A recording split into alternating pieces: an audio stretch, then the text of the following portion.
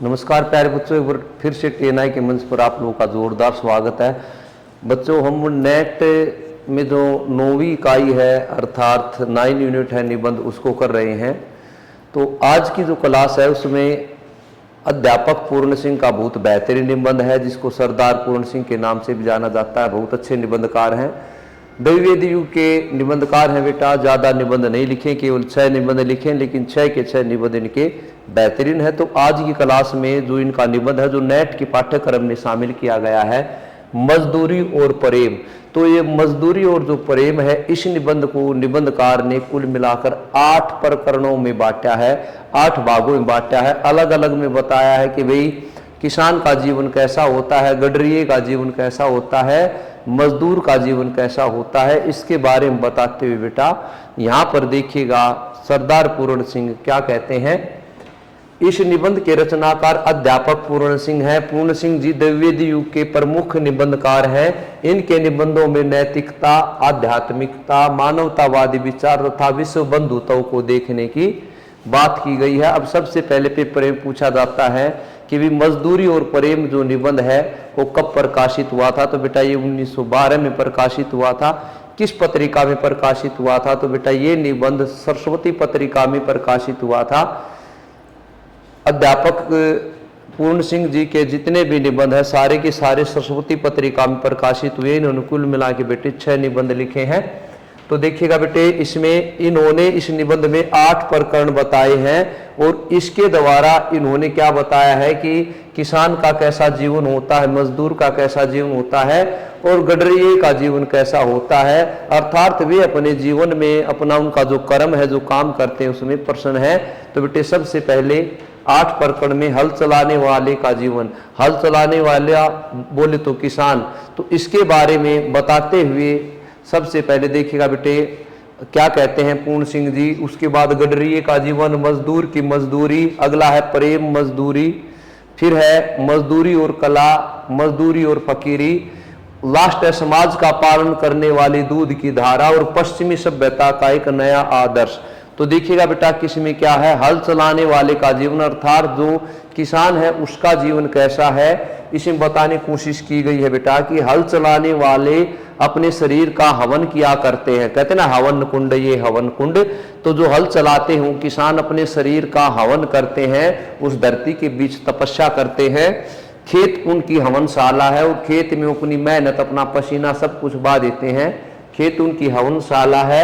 हवन कुंड की ज्वाला के रूप में चावल के लंबे सफेद दाने निकलते हैं और हवन कुंड की जैसे ज्वाला निकलती है उसी तरह से फिर चावल के जो सफेद लंबे दाने निकलते हैं। जब मैं अनार के फूल और फल देखता हूं, देखिएगा लेखक ने कितनी बढ़िया बात कही है। जब मैं अनार के फल को देखता हूं या अनार के फूल को देखता हूं तो मुझे माली का खून याद आ जाता है कि ये अनार का जो लाल रंग है वो माली के खून के कारण लाल रंग हुआ है। खेती किसान की ईश्वरीय प्रेम का केंद्र होती है। किसान ईश्वर से प्रेम करता है तो वो ईश्वर के प्रेम की तरफ ले जाने का मार्ग जो है किसान का, वो खेती को मान्या है। यहाँ पर किसान नैनों की भाषा से प्रार्थना करता नजर आता है। अर्थात किसान जब अपनी उगी हुई फसल को देखता है तो उसकी आंखें खुशी से झूम जाती हैं और आंखों ही आंखों में बिल्कुल भगवान से, हे भगवान तुमने इतनी अच्छी फसल दी है, उसका शुक्रिया अदा करते हैं। प्रभु हम आपका शुक्रिया अदा करते हैं। तो यूं कह रहा है कि किसान नैनों की अर्थात आंखों की भाषा से प्रार्थना करता अपने प्रभु से।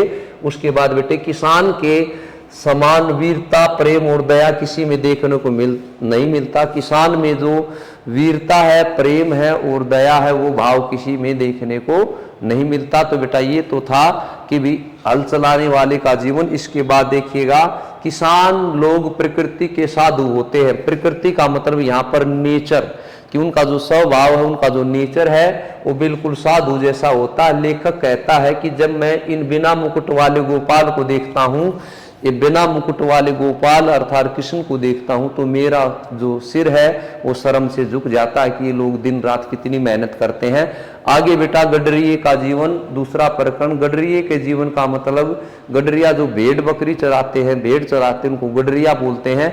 जैसे भेड़ों के भी, भेड़ जो है उनका भी रंग सफेद या काला होता है, इसी तरह से गडरिये का जो जीवन है वो भेड़ चराते चराते उसके बाल सफेद हो गए, कुछ तो वैसे सफेद हो गए हैं, कुछ भेड़ के जो बाल हैं वो उसके सिर पर है। तो देखिएगा गडरिये के सिर के सारे बाल सफेद हो चुके हैं, क्यों ना हो, क्योंकि वह सफेद भेड़ों के बीच रहता है, वह इनका मालिक जो है। कितनी बढ़िया बात कही है। गडरिये के जो लाल गाल ऐसे लग रहे हैं जैसे नीले सागर पर विष्णु जी लेटे हुए हैं, नीले सागर पर, क्योंकि कुछ जो भेड़ हैं वो काले भी हैं और कुछ सफेद भी हैं। तो जैसे आसमान भी कुछ ऐसा ही होता है, नीला और सफेद। तो जो गडरिये के जो लाल गाल है मेहनत कर करके पूरा दिन धूप में घूम घूम के ऐसे प्रतीत हो रहे हैं जैसे विष्णु जी सागर पर लेटे हुए हैं। भाई ये पेपर में पूछा जाता है, ये लोग अपनी बुद्धि से अज्ञान पशुओं की बातें ऐसा माना जाता है कि जो गडरिये हैं वो जो पशु हैं जिनके पास बुद्धि नहीं है, जो बुद्धि नहीं है उनकी भाषा को भी ये अच्छे से समझ लेते हैं, अर्थात अपने पशुओं की भाषा को गडरिया अच्छे से समझ लेता है। बेटा इन्हें पशु रूपी परिवार प्रेम का मूल्य कौन, ये पशुओं से इतना प्रेम करते हैं कि ये पशुओं को ही अपना परिवार समझते हैं, तो इनका मूल्य कौन चुका सकता है। इसके बाद मजदूर की मजदूरी, देखिए यहाँ पर लेखक ने बताने की कोशिश की है कि मजदूर की मजदूरी देकर एक तरफ से खुश हो जाते हैं, निश्चिंत हो जाते हैं, लेकिन सही मायने में मजदूर की मजदूरी उसका पैसा नहीं है, उसका अन्न नहीं है, मजदूर की मजदूरी है उसको दो प्रेम के बोल बोलिए, उसके साथ प्रेम का व्यवहार रखिए। तो मजदूर की मजदूरी का अगर कोई ऋण चुकाना चाहता है तो वह केवल प्रेम से चुकाया जाता है, दो मीठे बोल बोल कर चुकाया जाता है, अन्न और धन से कभी नहीं चुकाया जाता, क्योंकि अन्न और धन तो दोनों ही ईश्वर के दिए हुए हैं, अन्न और धन दोनों ईश्वर के हाथ में, हमारे हाथ में केवल प्रेम है।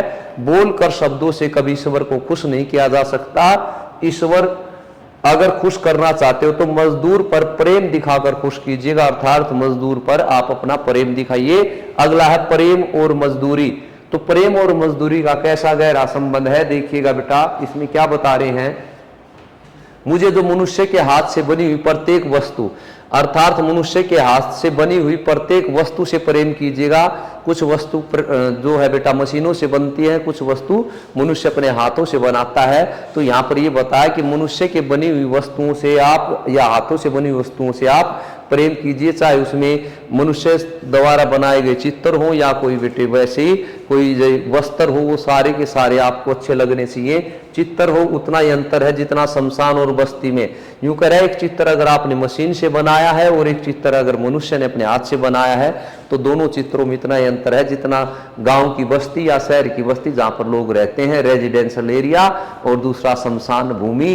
तो इसी तरह से प्रेम और मजदूरी, क्योंकि वो अपने काम के साथ प्रेम करता है। मनुष्य के हाथों से बने हुए अपने प्रेम के मुर्दों में भी जान डाल देते हैं, अर्थात चित्तर में जान डाल देता है, वो अपने हाथ से बनाता है। उसके बाद बेटे मेरी पत्नी जब छलनी से आटा छानती है तो उसके नीचे मुझे उसकी छलनी से आटा छालती है तो मुझे उसके नीचे प्रेम की ज्योति दिखाई देती, कितने प्यार से मुस्कुराते हुए वो ये काम करती है। मजदूरी और कला, देखिए भाई बहुत बढ़िया बात है। जिन देशों के लोग हाथ और मुंह मजदूरी से, अर्थात जिन देशों में मजदूरी करते मजदूर और उससे फिर उस देश का काम चलता है तो वो देश काफी आगे जाता है। यहाँ पर उदाहरण दिया है कि भी एक जापानी विद्वान ने कहा है कि हमारी 10 करोड़ उंगलियां इतनी मेहनत करती हैं, हम पूरे किसी को भी जीत सकते हैं, हम किसी को भी हरा सकते हैं। यहाँ पर ये बताने की कोशिश की गई है बेटा। और आगे बढ़ते हैं, मजदूरी और फकीरी कि मजदूरी अर्थात जो मजदूर है वो अपनी मजदूरी में इतना लीन होता है कि वो अपने फकीरी बोले तो वो आध्यात्मिक अर्थात भगवान को प्राप्त करने में वो आसानी से प्राप्त कर लेता है, क्योंकि वो अपने काम में बिल्कुल तल्लीनता के साथ लगा रहता है। जैसे मजदूरी करने से मनुष्य को एक नया और ताजा भगवान मिल जाता है, जहाँ स्वार्थ के बिना कोई भी कामना किए बिना वो अपने काम में लगा रहता है। मजदूरी और फकीरी का गहरा संबंध है। मजदूरी करना अर्थात आध्यात्मिक ईश्वर को प्राप्त करने का एक रास्ता बताया है। और बेटे इसी तरह से यूं कह रहा है कि भी भेड़ चराना हो, चाहे फकीरी हो, टोस्टाई का त्याग हो, या जूते गांठना हो, या उमर खयाम का खुशी से तंबू सीलते, ये बड़े महान विद्वान हुए हैं जिन्होंने विश्व की पृष्ठभूमि पर अपना नाम किया। तो उनके उदाहरण दे रहे हैं कि उन्होंने मजदूरी करके एक आम घर में जन्म लेके ही वो यहाँ तक पहुंचे हैं। जैसे बेटे अलग अलग महान क्रांतिकारी पहुंचते हैं या कोई देश को ऊंचा उठाने वाले। अब समाज का पालन करने वाली दूध की धारा, तो दूध की धारा ऐसी हो जो उसमें समाज का भला हो, समाज का पालन करने वाली हो, तो प्यारे बच्चों कि जो लोग गाय भैंस रखते हैं तो वो बिल्कुल पवित्रता के साथ अपना कार्य करते हैं। तो यहाँ पर बताया गया है कि प्रत्येक को अपना काम जो है वो ईमानदारी से करना चाहिए। लास्ट क्या कह रहा है बेटा, पश्चिमी सभ्यता का नया आदर्श, कि पश्चिमी सभ्यता ने नया आदर्श गढ़ लिया है। वहां पहले मशीनों से काम किया जाता था लेकिन अब हाथों से काम किया जाता, लेकिन यहाँ उल्टा हो गया है, यहाँ अब मशीनों से काम किया जा रहा है भारत देश में। तो प्यारे बच्चों ये थे 8 प्रकरण इस निबंध के। बहुत अच्छा निबंध है, पेपर में पूछा जाता है। अगली वीडियो में अगले निबंध के साथ मैं फिर हाजिर हूँ, तब तक खुश रहिएगा, मुस्कुराते रहिएगा। जय हिंद भाई।